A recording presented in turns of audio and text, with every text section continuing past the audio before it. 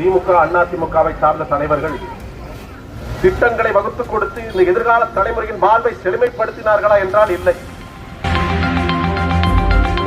கூடம் விளையாட்டு மைதானம் பல பகுதிகளில் இல்லை. பலாயிரக்கணக்கான எங்கள் சொந்தங்கள் இந்த கடற்கரை பகுதியில் இத்தனை ஆண்டு காலமாக ஆண்ட திமுக அதிமுகவை சார்ந்த தலைவர்கள் உங்களின் உயிரை பாதுகாக்க ஒரு மருத்துவமனை கூட தரவில்லை என்றால் மீண்டும் இவர்களுக்கு எதுக்கு வாக்கு?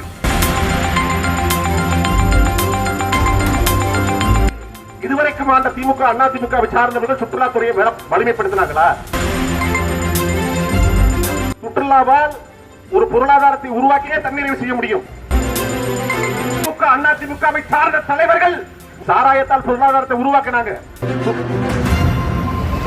எங்கள் உறவுகள், எங்கள் பெற்றோர்கள், உடன் பிறந்தார்கள், இளைஞர்கள் அனைவரும் சிந்தித்து பார்க்கணும்.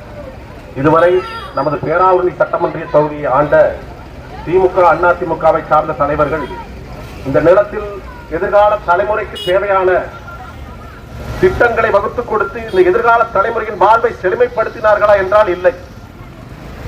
செல்லும் இடமெல்லாம் உட்புற கிராமப்புற பகுதிகள் சாலைகள் இல்லை.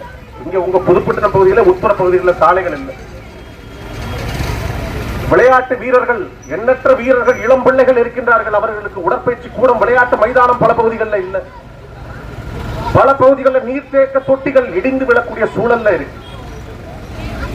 எதிர்கால தலைமுறை வளர்வதற்கு தேவையான கட்டமைப்புகள் எதுவும் இல்லை. எதிர்கால தலைமுறையை அழிப்பதற்கு தேவையான டாஸ்மார்க்கை இந்த திமுக அதிமுகவை சார்ந்த தலைவர்கள் உருவாக்கி வச்சிருக்காங்க. டாஸ்மார்க் வேண்டாம், எதிர்கால தலைமுறையை காப்பாற்ற வேண்டும், இளைஞர்களை பாதுகாக்கணும். நாடு முழுக்க சீமானின் பிள்ளைகள் டாஸ்மார்க்கை உடைப்போம் என்று போராடி கொண்டிருக்கிறோம். இந்த நேரத்தில் இந்த திமுகவை சார்ந்த தலைவர்கள் இந்த இதே கடற்கரை பகுதியில் மீண்டும் மீண்டும் டாஸ்மார்க்கை கொண்டு வந்து இளம் தளிர்கள், வருங்கால சொத்துக்கள், அவர்களை போதைக்கு ஆட்படுத்தி சாலைகளில் விபத்து, முழக்கம், இளமையிலேயே பாலியல் குற்றம், விபத்து என்று எண்ணற்ற ஒரு மோசமான, ஒரு படுமோசமான ஒரு சூழலை நோக்கி நெருங்கி கொண்டிருக்கிறது. இதை எதிர்கால இளம் தலைவர்கள் இதெல்லாம் உணர்ந்து பார்த்துக்கணும். இந்த கடற்கரை பகுதி, இந்த ஈசிஆர் கடற்கரை நாங்க பயணம் செய்கிறோம். ஒரே ஒரு அரசு மருத்துவமனை கூட இங்க இல்லை. பலாயிரக்கணக்கான எங்கள் சொந்தங்கள் இந்த கடற்கரை பகுதியில் இத்தனை ஆண்டு காலமாக ஆண்ட திமுக அதிமுகவை சார்ந்த தலைவர்கள் உங்களின் உயிரை பாதுகாக்க ஒரு மருத்துவமனை கூட தரவில்லை என்றால் மீண்டும் இவர்களுக்கு எதுக்கு வாக்கு? நல்லா போயிட்டு வா.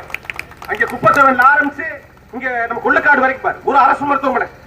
இந்த பலாயிரக்கணக்கான சொந்தங்களுக்கு, கடற்கரை சாலை பகுதியில் இருக்க சொந்தங்களுக்கு ஒரு மருத்துவமனை, ஒரு அவசர விபத்து, ஒரு நாய் கடிச்சிருச்சு, பாம்பு கடிச்சிருச்சு, திடீர்னு ஒரு ஹார்ட் அட்டாக், பட்டுக்கோட்டை ஓடணும், தஞ்சாவூர் ஓடணும், புதுக்கோட்டை ஓடணும், அப்பதான் பிழைக்கலாம். அப்ப ஒன் கிராம பகுதியில் அது இருந்துச்சுன்னா அந்த உயிரை பாதுகாக்க சூழல் ஏற்படும். எங்கள் உறவுகள்கிட்ட நாங்கள் பேரறிவிப்பு செய்கின்றோம். இந்த கடற்கரை பகுதியில் ஒரு பல்நோக்கு மருத்துவமனை அமைத்து எங்கள் மீனவ சொந்தங்களுக்கு அர்ப்பணிக்கிறோம். கடற்கரை பகுதியை சார்ந்த எங்கள் உறவுகள் அனைவருக்கும் அர்ப்பணிக்கிறோம். அதே போல இந்த உட்கட்ட கிராம பகுதிகளில் வாழக்கூடிய எல்லா சாலைகளும் சீரமைக்கப்படும். உடற்பயிற்சி கூடங்களை அமைத்து பலாயிரக்கணக்கான இளைஞர்களுக்கு வலிமையை பெருக்குவோம்.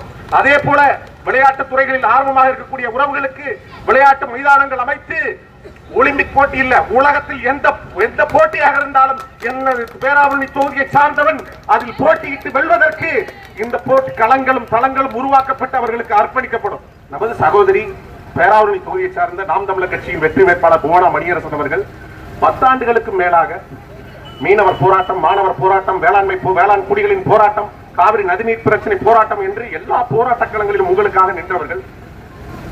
அங்கே எதிரில் நிற்கக்கூடிய திமுக அதிமுகவை சார்ந்த வேட்பாளர்கள் போராடிய போராட்ட களம் எது? எங்கள் உறவுகள் சிந்திச்சு பார்க்கணும். அவர்கள் போராடிய போராட்ட களம் எது? இதெல்லாம் ஒப்பீடு செஞ்சு வாக்கு செலுத்தணும். அதே போல உலகத்திலேயே வருமானம் அதிகமாக தரக்கூடிய ஒரே துறை சுற்றுலாத்துறை. அந்த சுற்றுலாத்துறை இதுவரைக்கும் ஆண்ட திமுக அதிமுகவை சார்ந்தவர்கள் சுற்றுலாத்துறையை வலிமைப்படுத்தினாங்களா? சாராயத்தால் பொருளாதாரத்தை உருவாக்கினாங்க. சுற்றுலாவால் ஒரு பொருளாதாரத்தை உருவாக்கி பேராவூரணியே தன்னிறைவு செய்ய முடியும். இங்கே ஒரு சுற்றுலா தலம் என்று வேளாங்கண்ணி போறோம், மனோரா போறோம், கன்னியாகுமரி போறோம், ராமேஸ்வரம் போறோம். அப்படி சொல்வது போல புதுப்பட்டினம் போனால் அங்கே சுற்றுலா சிறப்பாக இருக்கும் என்பதை போல மிகப்பெரிய சுற்றுலா தலத்தை உருவாக்கி இந்த புதுப்பட்டினத்திற்கு பெருமையை சேர்ப்போம். எங்கள் உறவுகள், எதிர்கால தலைமுறை பிள்ளைகள் இதையெல்லாம் உணர்ந்து கொண்டு வாக்கு செலுத்த வேண்டும். நாங்கள் கொடுப்பது வெற்று வாக்குறுதி அல்ல. இஸ்லாம் எங்கள் வழி, இன்ப தமிழே எங்கள் மொழி என்ற காயிதே மில்லத்தின் வாரிசுகள், மாவீரன் பழனி பாபாவின் வழி வந்தவர்கள். நாங்கள் கொடுத்த வாக்குறுதியை உயிரை கொடுத்தேனும் காப்போம். வெல்றோம் தோக்குறோம், ஆயிரக்கணக்கான இளைஞர்களை திரட்டி நான் தோத்து போனாலும் இந்த பகுதியில் என் மக்களுக்கான பிரச்சனைகள்ல ஆயிரம் நாம் தமிழர் உறவுகள் உங்களுக்காக நிற்போம். இதை உணர்ந்து கொண்டு வாக்கு செலுத்தணும். வாக்கு பெட்டியில 3வது இடத்தில் இந்த ஊழவர்களை ஏந்திய விவசாய சின்னம் இருக்கும். நீங்கள் வாக்கு செலுத்தும் போதுதான் அது 3வது இடம். வாக்கு எண்ணும் போது 1வது இடத்துக்கு வந்ததாக செய்திருக்க வேண்டும் என்று கூறி எங்கள் உறவுகளிடம் விடைபெறுகிறேன். நன்றி, வணக்கம். நாம் தமிழர்.